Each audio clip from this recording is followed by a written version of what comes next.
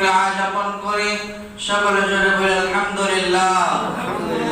লাখ কোটি দরুদ এবং সালাম যিনি সাইয়্যিদুল মুরসালিন, যিনি খাতামুন নবিয়্যিন, যিনি নবীদের নবী, যিনি নবীদের ইমাম, শামসুল ফুকা, নূরুল হুদা, হুজুর পর নূর সাল্লাল্লাহু আলাইহি ওয়াসাল্লামের নূরানি কদম মোবারকে লক্ষ কোটি শুকরিয়া। সকলে জোরে বলি আলহামদুলিল্লাহ। প্রিয় হাজিরিন, আলোচনা হলো হালাল এবং হারাম।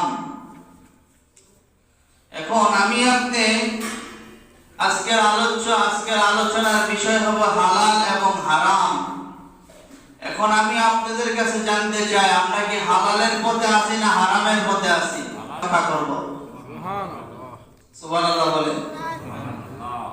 তারপরে বলছেন, বান্দা তুমি যদি হারামের পথে যদি থাকো, হারামের পথে থাকার পরে যদি তোমার যদি বিপদ আছে, আমি আল্লাহ তোমাকে বাঁচাবো না। আমি আল্লাহ আরো চাইবো তোমার জন্য জাহান্নামের আগুন হয়। কেন? আল্লাহ তো বলছে হারামকে বাদ দিয়ে হালালের পথে চলো। সুবহানাল্লাহ বলেন। এখন ইবনে মাজাহ শরীফের হাদিসের মধ্যে বলা হয়েছে, ওয়াকালা সাল্লাল্লাহু আলাইহি ওয়াসাল্লাম আতাইতুহু লাইতাম মুসমাহাদিল আলা কওলিহি ইয়াসqarab। আল্লাহ বলেন, রাসূল আরবি সাল্লাল্লাহু আলাইহি ওয়াসাল্লাম বলেছেন, হে আমার উম্মত, তুমি যদি হালাল পথে চলো, তুমি যদি হারামকে বাদ দিয়ে তুমি যদি হালাল রিজিক সন্ধান করো, আমি আল্লাহ আমার নবী সরকারে দু আলম নূরে মুজাসসাম দয়ার নবী মায়ের নবী বলেছেন, তোমার রিজিকের ফয়সালা আমি নবীর উসিলা আমার আল্লাহ করে দিবে। সুবহানাল্লাহ। সুবহানাল্লাহ। আসতে সুবহানাল্লাহ। চলে গেলেন আমার নবী, আপনার নবী দুই কুরমা খেজুরের জন্য, খাবারের জন্য ইমাম হাসান ইমাম হুসাইন রাদিয়াল্লাহু তাআলা আনহুর খাবারের জন্য একটা ইহুদির বাড়িতে আমার নবী চাকরি করলেন। সুবহানাল্লাহ। এক ইহুদির বাড়িতে আমার নবী চাকরি করলেন।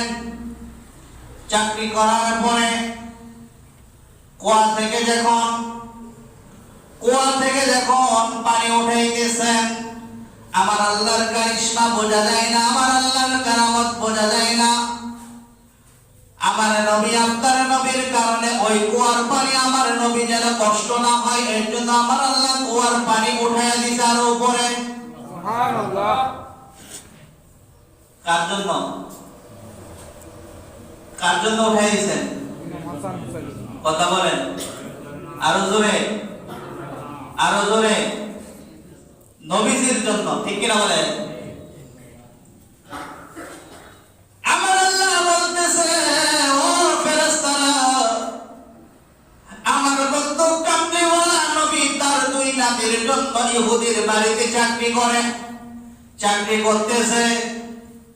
এখন প্রশ্ন থাকতে পারে, হুজুর তো আল্লাহর কাছে বললে তো আল্লাহ তো খাওন পাঠায় দেয়, ঠিক কিনা?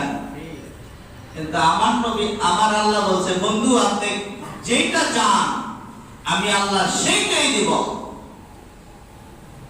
আপনি যেটাই চাবেন আমি আল্লাহ আপনাকে সেইটাই দিব। আমার নবী একটি কথা, আমার গুনাহগার উম্মতদেরকে আল্লাহ আপনি দেখে রাখবেন। সুবহানাল্লাহ। সুবহানাল্লাহ। আমার নবী যদি চাইতো আল্লাহ আমারে বড় লোক বানাও, আমার আল্লাহ কি বানাইতে পারতো না আমার নবীরে?